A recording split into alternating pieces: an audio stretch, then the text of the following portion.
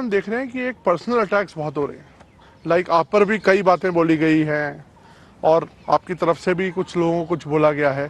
तो personal attacks किस लिए इस बार आपको लगता नहीं ये शैली नहीं होनी चाहिए चुनावों में?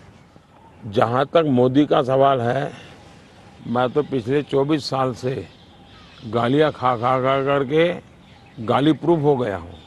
मौत का सौदागर किसने कहा था? गंदी नाली का कीड़ा किसने कहा था?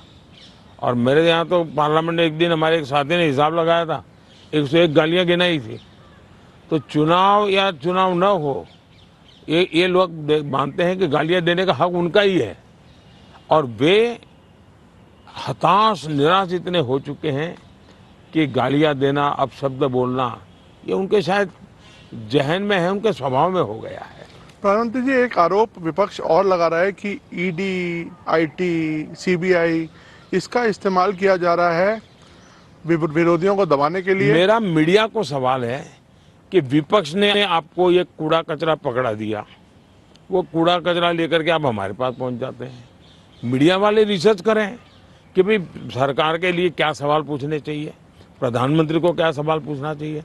जो कूड़ा कचरा फेंक रहा है उसको पूछो ना, भाई तुम ये जो कह रहे इसका सबूत क्या है, कानून नियम क्या है, उसको पूछो ना।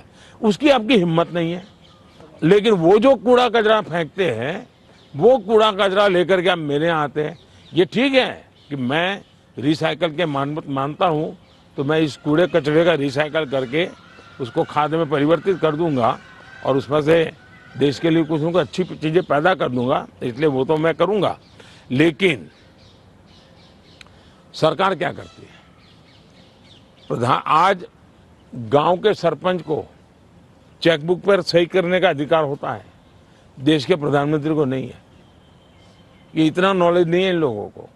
देश के प्रधानमंत्री के पास इस प्रकार का कोई अधिकार नहीं होता है। मोदी सरकार का मैंडेट क्या है?